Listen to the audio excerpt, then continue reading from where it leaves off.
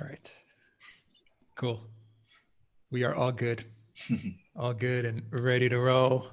How are you doing, Spartan Warrior Queen? Good to have you here helping us moderate. Thank you very much, Spartan Warrior Queen. And thank you to everyone joining us on a Wednesday live stream. We'll try to keep this one to a little under an hour. We really just have one topic that we want to get through. So let's just jump right into it. Two topics really, but I guess it's all in the same sphere. They all have to do with Obamagate. The first one that we need to discuss is Barr's, I don't want to say decision, but his statement that he made when he was with Christopher Wray of the FBI. And he said pretty much that he's going to, it doesn't look like he's going to pursue anything against Obama and Biden. He didn't leave it out either, but you know, he kind of hinted at what we've been saying for a long time, and I'm sure our viewers agree, which is that the really, really top head honchos, the Obamas and the Clintons, nothing's going to really happen to them. But Barr definitely has his sights set on the Comeys, the Strzoks, maybe even the Brennans, That would be a big fish to reel in. So that was what I got from that one. And then we'll discuss the Rice redactions because we got a little more of that email redaction revealed. And once again, going back to Comey, it shows that Comey was just... And we're going to do all this by the book. We'll do it by the book. Yeah, Comey the Boy Scout. Boy, was he up to no good. So Peter, open it up. Peter Alexander, we got Peter, host of RT's Crosstalk in Moscow. And we have Alexander Mercouris, the one and only Oracle of London in London. So let's get moving. Peter. Well, what I thought Barr's presser was really quite remarkable and actually a breath of fresh air. And I know some people are going to be disappointed with that, but I think it was very wise for him to say he wants to clean up the Justice Department. That is his aim. He doesn't have a political aim. I know a lot of people want him to have one, but he doesn't. There was a lot of malfeasance at the DOJ, and he needs to clean it up. I think that's what he thinks his mission is. And irrespective of the decision in November, I think he will leave. I think he wants to clean up the FBI. That is his goal. And I think also we had to say, very smart guy. You know, he plowed through all the white noise that we always have in the media. You know, an abuse of power is not necessarily an illegal act. It's not necessarily a crime. And I think that was a very important distinction because from my point of view, if these people are not necessarily going to go to jail, I want them humiliated. That's what I want. I want an accounting. I want an accounting for what happened, and I want it to be set as a precedent never to do it again. So if it humiliates the Clappers and the Brennans and the Comeys and the Strzoks and we can go on and on, that's pretty good in my book. Okay, I'd be quite satisfied with that because you know what? That would be a reflection on the legacy of Barack Obama and Joe Biden. It's a very easy two dots to connect. I mean, an administration that had no scandals. No, this is turning into the most scandalistic administration in history. And you know what, Barack Obama? It's on you, and it happened on your watch. And there's ample evidence of this right now. So, you know, you probably paid for your home in Martha's Vineyard in cash. Good for you. But maybe you'll start getting your Netflix projects canceled in the future because you're an abject failure, and you have a legacy of malfeasance at the very least, maybe even illegality. So I thought. Attorney General Barr was very, very measured, and we need some measured voices right now. And I think that it also can start taking some of the wind out of all of this. We are in the middle of a crisis, and as you and I said briefly before we started this, Alexander Christopher, it's only going to get a lot worse. And I'm worried about the average people, not about these megalomaniac fools at the top that think they're the mandarins of the universe. Okay, humiliate them. I'd be quite satisfied with that. Alexander. Well, I think I'm going to make a few quick observations about Barr's role, because I think this is an essential point to understand. William Barr is the Attorney General of the United States. He is head of the Justice Department bureaucracy. He is the United States' primary law officer. He has a general overwatch over the Federal Bureau of Investigation, the FBI, which is also part of the Justice Department structure. Now, he is not in a position at this time to announce that anybody in particular is being investigated, because that's not his remit. The remit is firstly of the FBI and of the federal prosecutors and investigators further down the bureaucracy. If Barr were to come out now and say that Obama and Biden are under investigation or under possible investigation, or that there might conceivably be a prosecution brought against them at some future time, then I think that would be most improper. And not only improper, it would also compromise the trial, any future trial. Now, can I just say a few things? Firstly, under the English common law, going all the way back to the 17th century at least, there is a criminal offence under the English common law, which is misconduct of public office. It's not very often applied, but it is fairly regularly applied here in England.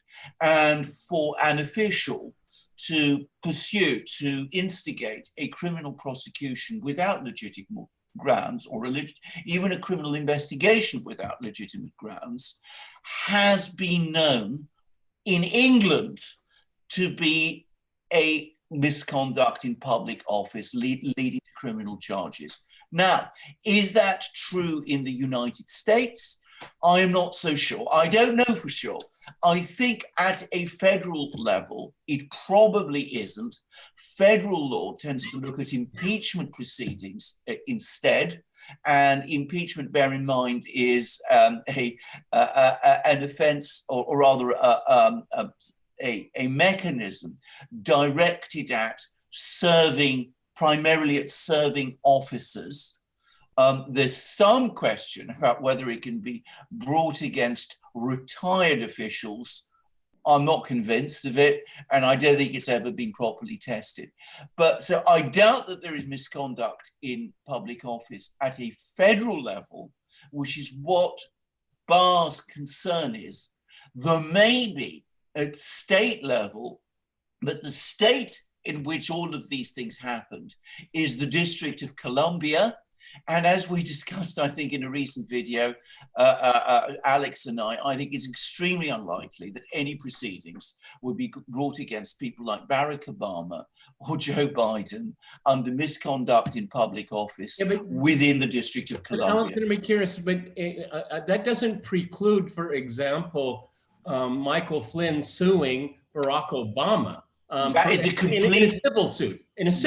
That is a completely different thing, because Section 1983 of the US Code does create a civil claim where there has been misconduct in public office to bring action which could deprive someone of their liberty or of their civil rights. That is a federal wrong. That is a wrong, a civil wrong recognized under federal law. If Obama and Biden have acted inappropriately, then it is perfectly open for General Flynn, Michael Flynn, to bring a civil suit against them. And that can be done in the federal courts of the United States. So there is the civil law, there is the criminal law. I'm talking about federal level. There may be a criminal offense at the state level. I doubt that we would ever, in practical terms, be prosecuted. And at the same time, and we've got to remember this, we are still at a very early stage in the investigation. These people, Susan Rice, Comey, Yates, so far as I'm aware, have not yet been interviewed.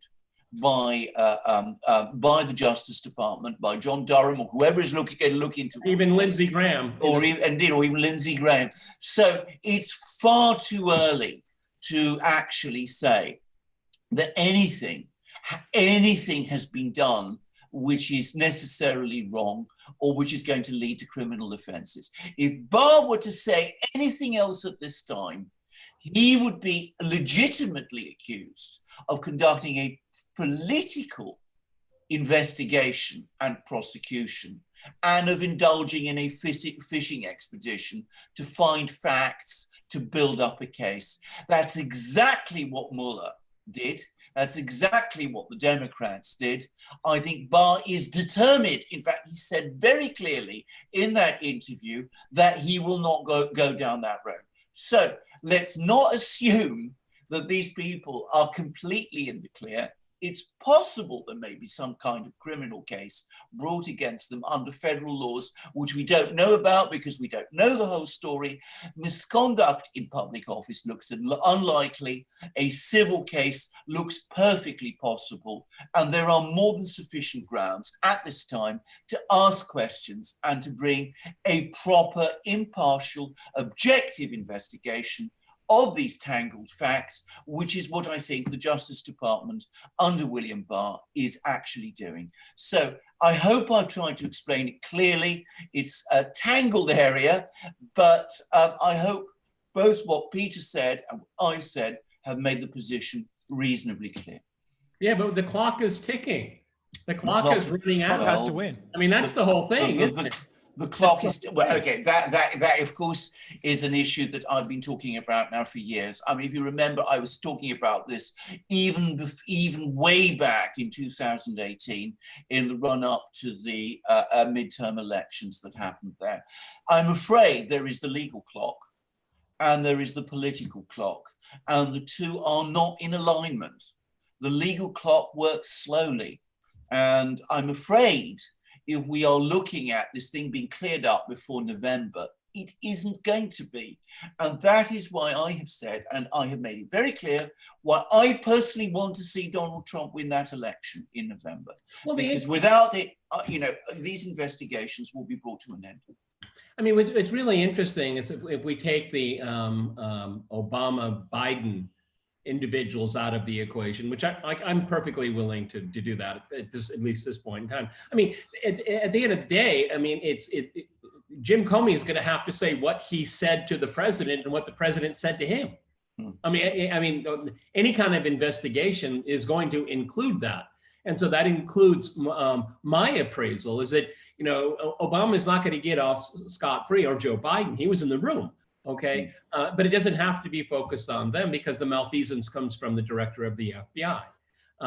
But I'm very, very pessimistic. I mean, this election is a lot closer than I think all of us want to admit because of the pandemic and the reaction to it. And maybe we should make a separate video about that because I think Trump has just totally lost the narrative, really amazingly so.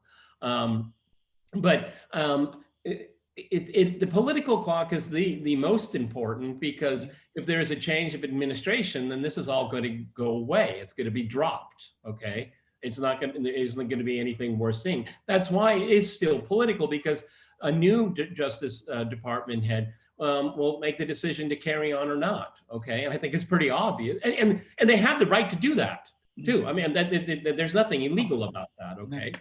I mean, so many people don't understand is that when you have these positions, you have positions to make preferences. Okay, that's why you elect officials to pursue those preferences. So what I really want in the last 170 days, I want to see these people in front of a open committee, a public forum, and I want them to be asked these questions that we have been asking for years.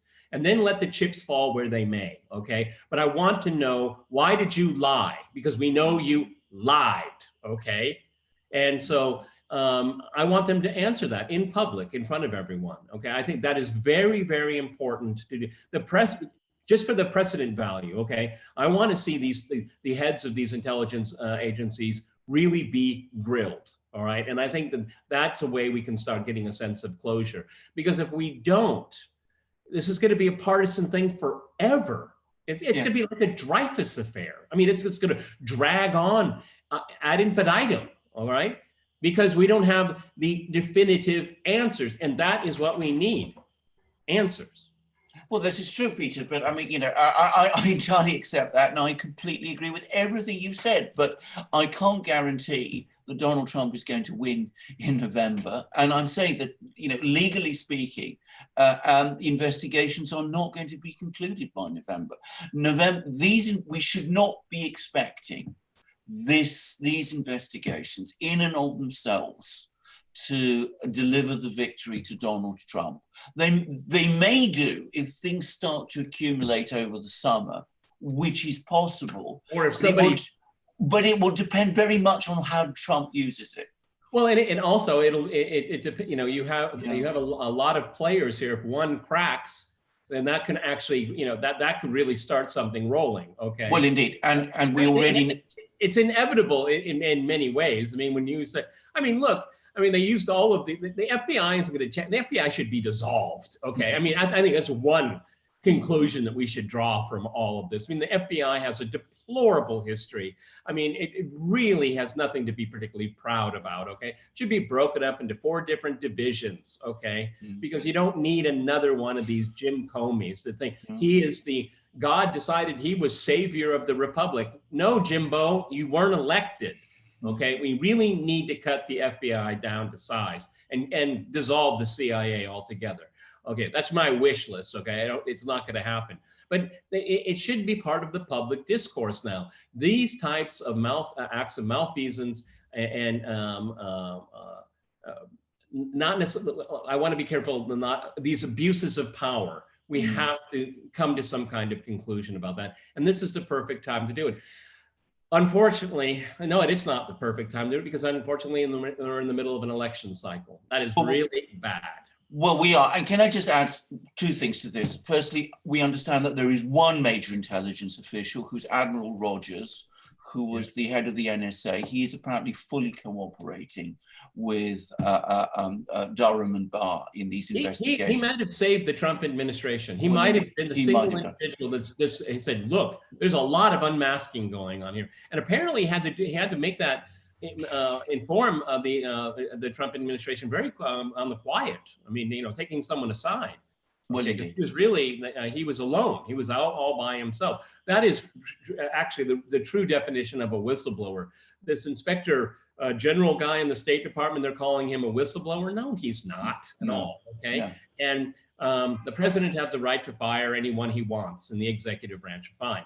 Was that that gentleman onto something? Maybe. Okay, maybe. I'm very curious about it too, particularly, and I'm a political animal, particularly since it's focused on Pompeo, which I'd love to learn more about. Yeah, the other thing I wanted to say is that these investigations should have begun much sooner.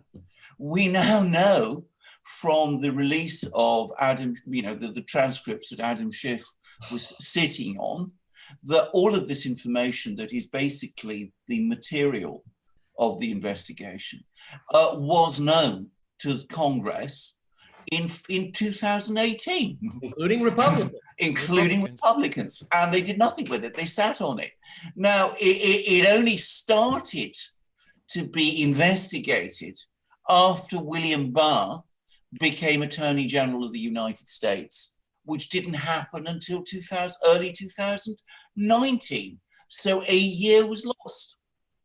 And that year may make a huge difference. Yeah. So that's something maybe that people might want to consider and want, you know, when they look back at how this thing happened. Because as I said, all of this information, it turns out that Congress knew far more about the holes in the case far sooner than the American public did. And as I said, all of this investigation that we're talking about now, that should have been commenced in 2018, and certainly by the summer of 2018, at the latest, the Mueller investigation should have been brought to a stop. You know, it's really interesting, and if you put all of these parts together, isn't this the most outrageous kabuki theater you've ever seen in your life? Of course, the individuals involved in the Justice Department knew this was all a farce. Brennan knew it was a farce. Clapper knew it was a farce. Members of Congress knew it was a farce, including Republicans. And because they're all feeding their leaks to the media knew it was all a farce. But everybody kept playing along. Isn't that a remarkable thing? Isn't it just simply remarkable? It's very sinister. It's very, very sinister. I mean, it's a kabuki theater with terrible consequences for the United States and for the people who are the victims of this. And we must never forget there are actual victims of this. Roger Stone, Paul Manafort, may not think much of him, but as I said, this is a political prosecution. He got it on process crimes during the investigation. Okay, exactly. We always have to be very clear about that. Exactly. Papadopoulos, process crimes. Roger Stone, process. Okay. Yeah. Not to minimize that, okay, but what I'm just saying, you know, the conviction in this sense that doesn't have the same gravity as people in the liberal media like to make it out to be. Well, I think we can now say definitely that in terms of the crimes that Flynn and Papadopoulos were convicted of, they weren't just process crimes; they were manufactured crimes. Thank you. Because they were both victims of entrapment. So these are not people who were guilty of any conceivable intent to commit crimes. They were maneuvered into these so-called process crimes in a deeply dishonest and very, very problematic way. Yeah, we all got played. We all got played. Let's just admit it. We all got played. This whole thing, like you guys said, this whole thing was theater. Lindsey Graham knew what was going on. He could have leaked something to Fox News. He could have leaked it to the press. Trey Gowdy knew what was going on. They all knew, but they were all going on the CNNs and the Fox News and the MSNBCs, and they were saying, let the Mueller investigation play out. He's a man of integrity. He's a man of honor. I respect him very much. Let's look at the evidence. Let the investigation go on. We all got played. Real people suffered, including Julian Assange and including SR. People who are watching this live stream know exactly who I'm talking about. And just to wrap it up before we move to Rice, I have a quick question for both of you. One of our Patreons, Ken W., made a point which I thought was interesting. He sent me a message. He says, even if this was the Bush administration passing it off to Trump, there was such vitriol and hate for Trump that the Bush White House would have done the same thing to Trump that Obama did. What do you guys think of that statement? I think that's a good point. No, because the thing is that the status quo, the institutional status quo, Donald Trump threatened it. Okay, it has nothing to do with Democrat or Republican. Okay, it has to do with structures and privileges that are maintained. Okay, and if you think that there is a war between the Republicans and the Democrats, you better think again, because there's very little dividing them, very little. I mean, of course, cable news, including Fox, they'll always blare out that 3%, that there's a difference on, okay? But there's so much bipartisanship. And Donald Trump, in his stump speeches, he was a real threat to them. And I think, I don't know how many of you remember the article that came out in the National Interest. It was a hodgepodge. I mean, it was Trump, but I think a lot of people wrote it for him.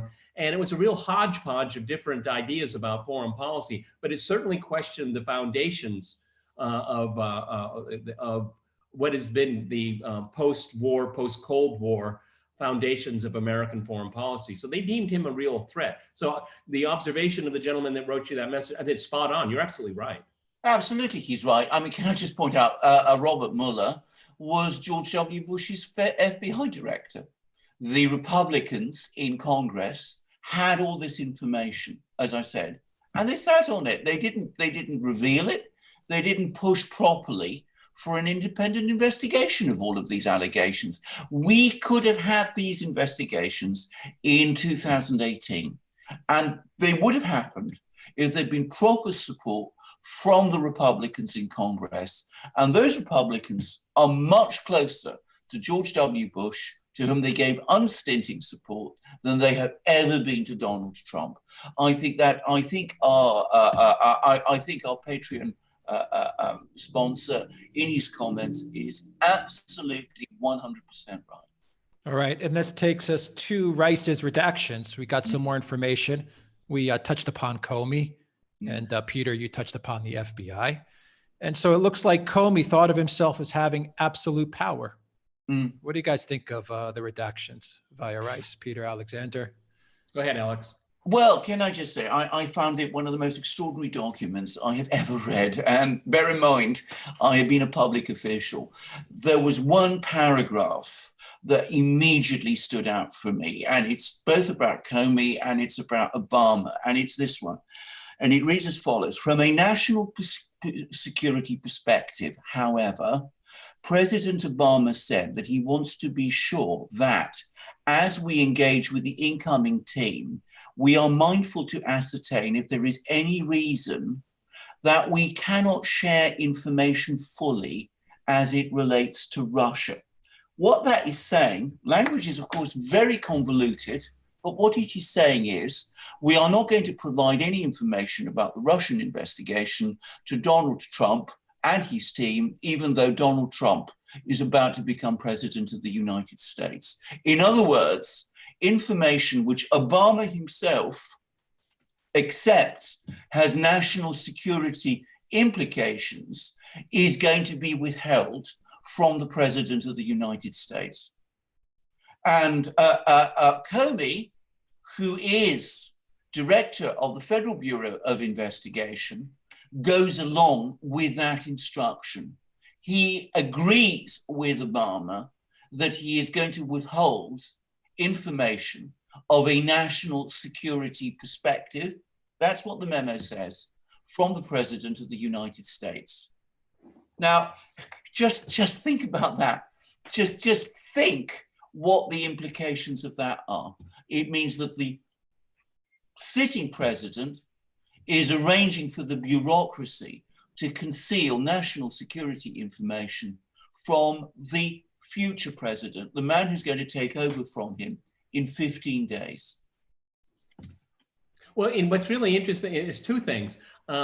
If this information was so sensitive and it dealt with, real or imagined things that Russia was doing, then Jim Comey and Barack Obama are putting the United States at risk by withholding that information to the incoming administration. Absolutely. That's exactly what they would do if they believed it. And number two, starting in December, if I'm not mistaken, that's when Obama signed an executive order that allowed droves and droves of people to have access to the highest levels of confidential and secret information, allowing them. So here we have an incoming administration that is not going to be well informed, while at the same time you have 3, 4, 5 down layers and bureaucracies feeding the media with leaks, which is illegal and it's a felony, and you can be charged for 10 years and serve 10 years in prison. So these are the two things: are keeping information from the incoming president of the United States and funneling state secrets, confidential information to the media simultaneously. So one group can't get it, and one group is throwing it out there like it's popcorn. Absolutely. Can I just say, if there is information which affects the national security of the United States, Jim Comey, as director of the FBI, is under a duty to inform the president. The president is the commander-in-chief. He is the head of the executive branch. He is Jim Comey's boss. He is under a duty to tell the president, because it is the president who is ultimately responsible for the national security of the United States. What Jim Comey should have done in response to this instruction from Obama, a completely inappropriate instruction, by the way, is he should have told Obama, I am very sorry, Mr. President, I cannot do that.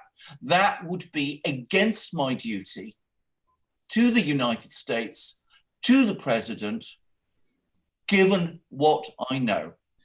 And the thing is, too, that we started out talking about Barr's announcement in dealing with Obama and Biden moving forward. But see, the scenario that we just heard from Alexander McCurris, this is what kind of gets to the core of what Barr was talking about, was the fact that Comey did withhold this information from the incoming president in the defensive briefing. That is an abuse of power. Is it illegal? I don't know. But it's certainly an abuse of power, because that's why you have defensive briefings in the first place, okay? As part of the transition. A transition that started the first time in 1800, when you had two political figures that hated each other. But you know what? They had enough maturity to pass the baton to the next one, okay? And that has been going on since 1800. And it was the first time where we saw a real attempt to disrupt that process was in 2016, in January 2017. That is a gross abuse of power. Absolutely. Comey triggered the special counsel, Alexander. So this whole thing was done under deception, the whole thing. Well, of course it was. We can see why. I mean, it is clearly done under deception. What we have here is concealment of vital information of a national security nature from the President of the United States, and Comey deceiving the President, the man ultimately responsible for the national security of the United States, by pretending to the President that he is not being investigated when he actually is, and instigating a special counsel investigation of the President of the United States, even at the same time as Comey himself knows that there is no evidence that there is in fact any collusion whatsoever between the President, his team of people, his campaign team, and the Russians, which is what this whole thing is supposed to be all about. By the time special counsel is appointed, every aspect of Russiagate has collapsed. We've had witnesses being interviewed by the FBI who confirmed that the Steele dossier is a load of nonsense. The FBI has information from informers that the Papadopoulos affair is absolutely nothing, and that in fact Papadopoulos is not colluding with the Russians in any way. And the Susan Rice memo itself says that Comey told the President that there was nothing in itself inappropriate about Flynn's interactions with the Russian ambassador. And as we know, by the time of this meeting on the 5th of January, 2017, Flynn had in fact been cleared by the FBI as a result of its counterintelligence probe of any inappropriate conduct with the Russians. Notwithstanding all of this, we see Comey agreeing to withhold information from the President, investigating to the President himself and lying to the President about it, and instigating a special counsel investigation, which he knew perfectly well had no basis. Well, you know, the amusing or tragic thing about this in the last couple of days, that Evelyn Farkas, you remember when she won, I think it was on CNN, and she spilled the beans. You know, we're getting as much information to the Hill as possible. You know, I mean, she spilled the beans, and she writes an editorial in the last couple of days saying it's happening all over again in Russiagate 2020. I mean, it just blows your mind, doesn't it? Well, which of course, you know, people read it with, you know, in the liberal media, read it with a straight face, or does it say, of course that's true, of course that's true. Okay. Yeah. It's really truly extraordinary, and what it does is it whitewashes everything that we've been talking about for 3.5 years. Okay. Which we've done a damn good job on. And we've even talked about that woman Farkas before, okay? Thank goodness Tucker Carlson brought her back. You know, I mean, invited her, she was going to go on, and then she just skipped town. She's running for Congress now. Absolutely. And will probably be elected, I suspect. I think Comey probably a safe district, yeah. I think Comey was very chummy with Obama, and I bet that Comey was ordered to get himself fired. They knew he was going to get fired. I think that was all part of the plan. You know how like when you work at a company, you try to get yourself fired, you know something's going to happen. So you actually work towards it. I think that was the plan. They all knew it.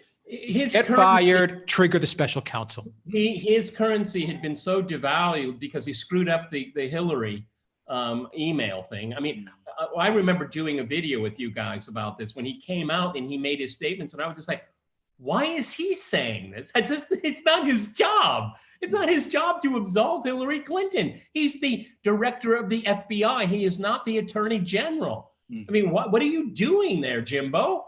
Okay, he screwed that one up, and he made a lot of enemies in Washington. And so what he had to do was he had to invent something for himself. So when he was going to get fired, he would come out as a savior. I think there's a lot of truth to that theory right there. I mean, we all of us knew, and our viewers knew. I mean, the day one, Trump should have fired on day one. Okay, well, and after he took his hand off the Bible, he should have just turned to him and said, "You're fired." Jeff Sessions, by the way, has come forward and said that that's the advice he gave Trump. Whether that's true or not, who knows? But certainly that was what Trump should have done. He should have fired Comey immediately. And kept Flynn. He shouldn't have bowed to the pressure. He should have kept Flynn. Absolutely correct. That's entirely true. Because that move just totally threw apart Trump's foreign policy team. I mean, it just put it in. And Jeff Sessions, those two things. Yeah. Exactly. And firing Flynn gave massive traction to Russiagate. I mean, it was the thing that really, in my opinion, gave the whole crazy investigation credibility, because of course people didn't follow the detail in the way that we follow the detail. They assumed that Flynn was fired because he'd been up to no good with the Russian ambassador. And he was fired because he lied to the vice president. Remember that? Pence, I was going to say that. That was the story. And it's look, everybody knew how many people, 37 people in the Obama administration asked for unmasking. 37, I think, or 36. 37. They all knew that what Flynn had to say there was no evidence whatsoever of any wrongdoing. I mean, well, this is why he should not have been investigated at all. It's what Barr has said. There was no legitimate predicate to that investigation. None. He should never have been asked any questions because there was nothing to ask. He should not have had to meet with the FBI because there was no cause to meet with the FBI. And what he said to Pence is no business of the Justice Department or of the FBI, a fact which White House counsel Don McGahn pointed out at the time. Yeah, I don't trust Pence. Pence is also a neocon. Absolutely. He's a neocon, and I think all these Republican neocons and these rhinos had it in for Trump in the beginning until Trump solidified his power and solidified his base. And then they started to go on board with Trump. In the beginning, the first 2 years, they had it in for him as well. Yes. The Republicans had the Congress, they had the House of Representatives for 2 years. Yes. Yeah. What did they do? Squat. Yeah. With the exception of some people in the House, Devin Nunes, Jim Jordan. Yeah. But I mean, Matt but Gaetz, as a caucus, they were exactly. Exactly. So let's move to the super chats and wrap up this live stream. And we'll start with Sparky super chat. Barr had a relatively easy Senate confirmation. I think if he was actually going after big fish, that he'd have been given the Kavanaugh treatment. Oh, well, if he'd been going after the big fish at that point, he would have had the Kavanaugh treatment with spades. The point is he didn't. He's played his cards extremely skillfully and very cleverly and very wisely and very properly, by the way, I should quickly say. And if he remains Attorney General of the United States, I fully predict we will see charges, we will see indictments. Right. Yeah, and also you have to remember Bill Barr was Attorney General under George W. Bush. I mean, he was a very well-known quantity to people, okay? Yeah. So, I mean, and Trump chose him wisely because it would be really hard to go after him, okay? Because, I mean, he was from the deep state. I mean, everybody knew him. He knew everyone too. So that was a very wise decision to choose him because it would have been very, very hard to knock that that position, that vote down. It would have been very, very hard. Okay. Okay, from Sparky, another super chat. Federal judges often carry themselves as retirees and barely keep up with current events via the mainstream media, much less the net, making them clueless, like Sullivan, Judge Sullivan. I'm Look, afraid. Sullivan that's a political thing. They're forcing a pardon. We've talked about this. They're forcing Trump to pardon Flynn. That's what they want, because then it'll give legitimacy. See, if Flynn just walks, then that's our tying the bow on top of this hoax. But if Sullivan can keep this going on, there'll be no real closure, because as Alexander McCarris rightfully pointed out in this podcast, that is the epicenter of Russiagate, Flynn. I've been thinking, first of all, you're absolutely right, Peter. This is a grossly political and grossly biased and unconstitutional action by Sullivan. The more I've been thinking about this, and I obviously one has to worry about Flynn and what he's going through, but I personally feel that precisely because it is so grossly biased and so obviously wrong, I would actually pursue this either by appeal process or possibly by writ of mandamus directly to the Supreme Court of the United States. I think Sidney Powell has already done that. I think she did that yesterday in the last. Well, there you go. I didn't know, but I would have. That's the route I would certainly take. All right. If she's done that, she's doing the right thing. Okay, Nick Maracandilos has become a new member of the Duran community. Welcome, Nick. Triumph 95 1000 sent us a $10 super chat. Thank you very much, Triumph, for that super chat. From Sparky, $2 super chat. Will Barr retract his great review of Chris Wray? Chris Wray. This is the FBI director. Well, yeah. I hope so. I mean, irrespective of what Barr says, I'm not here, to act as Barr's advocate on everything. I think Wray has been a disastrous FBI director. I mean, we were talking about the fact that these investigations should have started in 2018, and that it was partly the Republicans who are at fault for this. The other person who bears a huge responsibility for all this is Wray. He was the director of the FBI. He slow walked every application for disclosure. He's seen his role as protecting the FBI and all its misconduct. Well, he should have been the person who was driving the internal investigations of the FBI and cleaning it up. So I feel very, very, very negatively about Wray, and I do hope that if we do see President Trump re-elected in November, which I still expect, by the way, I think at that point that this person should cease to be FBI director as well. All right. From Humanite, a $2 super chat. I should buy a torch. Can't do these Christian ads. I think you mean the patriotic legacy. Yes, buy a patriotic legacy torch or flashlight, as we call it in the USA. From Sparky, $5 super chat. Hopefully Barr just wasn't up to speed due to trust in the MSM. And after realizing the scope and depth of the swamp, won't compromise needed justice. I did think compromise is what this is about at all. As I said, always remember, at the start of a case, you go not with the people, you go with the facts. You find the facts, you work out the patterns, and you build your case up. And it can look painstaking and slow, but that's how you get a case together which holds together in court. If you announce now, I'm going to go after Obama, I'm going to go after Biden, then you compromise whatever prospects you have of getting those any conviction stick. I'm going to say something I would be very surprised, given the kind of things that Comey has been up to, if he is not indicted at some stage, always assuming that Barr remains Attorney General of the United States. All right. From Valley S, a $20 super chat. Thank you, Valley S, as always, for the super chat. We really appreciate it. From Andrew Avery, is a new member of the Duran community. Welcome, Andrew. From Sparky, a $2 super chat. Go FBI, take the CIA with you. Very good point, Sparky, on that. Another super chat from Sparky. Obama seemed ill-prepared for the leaked phone call. It was as if he was unexpectedly put up to it. I wonder if someone was pulling the strings.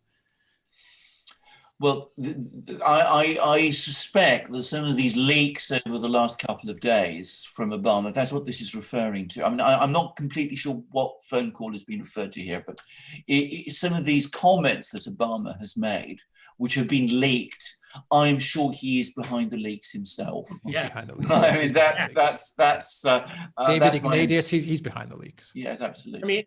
I mean, maybe I'm not remembering well, but I mean, in the entire time since he's been out of office, has he ever mentioned a very specific political event ever? This is the first time, if I'm not mistaken. Why is Barack Obama talking about Michael Flynn? Why? Panic, distraction. Yeah. Oh. Yeah. From Sparky, a $2 super chat. The whole thing is like a Twilight Zone episode. Yes, it is. Very bizarre indeed. Well, it's very disturbing. Very, very disturbing. I mean, in some countries, of course, like the Greece of my childhood, this kind of thing used to happen all the time. That one doesn't expect to see it in the United States. From Humanite. Guys, and I have to do a recording of Crosstalk. Go ahead. All right. One last question, or? Yeah, we've got about 7-8 super chats left. Okay, we'll go through the matter. But we'll go through Humanite. Give back Assange. They can have Alexander Downer. Good point. Thank you very much for that super chat. From Sparky, yes, the swamp is bipartisan and actually that deep.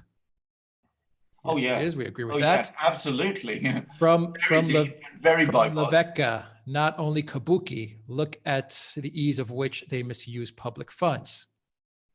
Also very true. Very true. And very important, by the way, because misuse of public funds is itself a federal offense, as I understand it.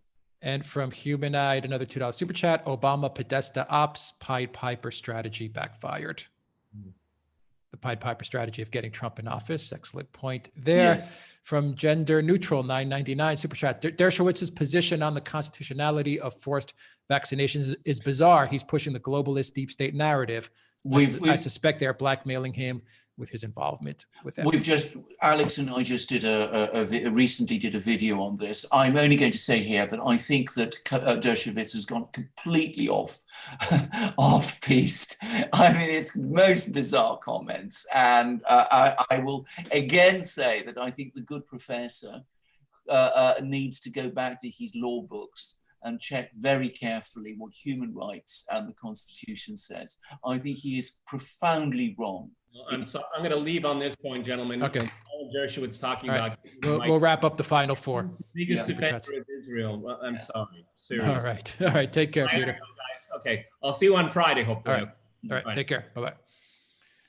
All right, Alexander, the final four super chats. Let's get to them. From Samir Curry, SEK59, Alexander Mercuris, Peter and Alex, update us what is going on in Syria and how should Syria and Bashar go forward? God bless you. Well, there's been an awful lot of discussion recently that the Russians have been trying to undermine Assad's position. The Russians have now formally denied this. There's been a very stringent statement from the Russian ambassador in Tehran, interestingly enough, where he said that this is completely not true and that they support the present Syrian government and that they have no issues with Assad at all. But that there is a general attempt within Syria to try to change some of the government structures. That does seem to be the case, and that the Russians have played a part in all of this. That also seems to be the case. As for the fighting, for the moment, that seems to have died down. And I suspect the reasons for that are twofold. Firstly, Syria has also been hit by the pandemic, and that apparently has been a concern for the Syrian authorities. But principally, I think it's because the Russians feel that the Syrians need to sort out some of their own internal problems in Damascus before they're able to move forward on the military front. And I think the Russians are also working very, very hard with Ankara and with Turkey to try to get the Turks to pull back further from Idlib. Turkey has been hit very hard, both by the pandemic, but more importantly by the economics. And that may be enabling the Russians to increase pressures there. So Syria is at the moment going through a reasonably quiet stage in this war. I say reasonable because there's always fighting going on at some level. There's always violence going on at some level there. But at the moment, the war is in a certain degree of remission. Okay, from Sparky, a $5 super chat. Nunez said on video that Bill Browder was a great American, despite Browder having renounced his citizenship. Nunez is a hero only to a point. I'll agree with that statement, Alexander. I mean, I completely agree with that statement. Nunez has also, along with a lot of other people, has propagated the whole Russia hacked the DNC and Russia, undermined our democracy narrative. He's pushed that along as well. I completely agree with all of that, and I'm afraid I agree with the assessment that has been made of Nunez. Just quickly on the subject of Browder, Der Spiegel a short while ago published a long article about him in which they basically tore to shreds his narrative, which is the Magnitsky narrative. They said that Browder's accounts simply didn't stack up, and that Magnitsky was not Browder's lawyer, as Browder continuously insists, and probably wasn't murdered. In fact, almost certainly died of natural causes, and all those sort of things. It completely pulped his narrative. Browder then brought a complaint about this, which went all the way up to the German press media regulator. And very interestingly, the media regulator has now come down completely and squarely on Der Spiegel's side. It has said that Browder's story is wrong in most of its particulars, as I understand it, and it has particularly and severely criticized Browder for persisting in the false claim that Magnitsky was his lawyer, when Magnitsky was not a lawyer of any kind or any form and had never, in fact, been a lawyer. So it's an important piece of news. Germany has been a place where Browder, up to recently, has gained a lot of support and attention. Seems German opinion is turning against him with these various decisions. It's remarkable, though, how none of this has been published or talked about either in Britain or the United States. Yeah, God, Browder is extremely litigious. I mean, that guy sues everybody. To an extraordinary degree. Yes. Incredible. From David Dinstag, $5 super chat. I've had a long-standing bet with my brother that Barr would not put anybody in jail. Well, we'll see. He may not, because post January of next year, if Trump loses the election in November, he won't be Attorney General of the United States. So we've got to remember that. I think if he remains Attorney General, we will see some people charged. Whether they will go to prison, who those people will be, that we will have to wait and see. But I think Barr will bring charges if the process is allowed to take its course. It's not certain it will be. Yeah, once Trump defeats Hillary in November, then Barr will take action. Yeah, that's what I'm seeing in November. Let's see. From David again, a $5 super chat. This has been building for a very long time. That was my point in the last live show. Yes, absolutely. It's been building up for a huge amount of time. It's been building up for years and years and years. In fact, you don't get a deep state in any country over a short period of time. This has clearly been evolving and developing, and if you like, metastasizing within the US government for a very, very long time.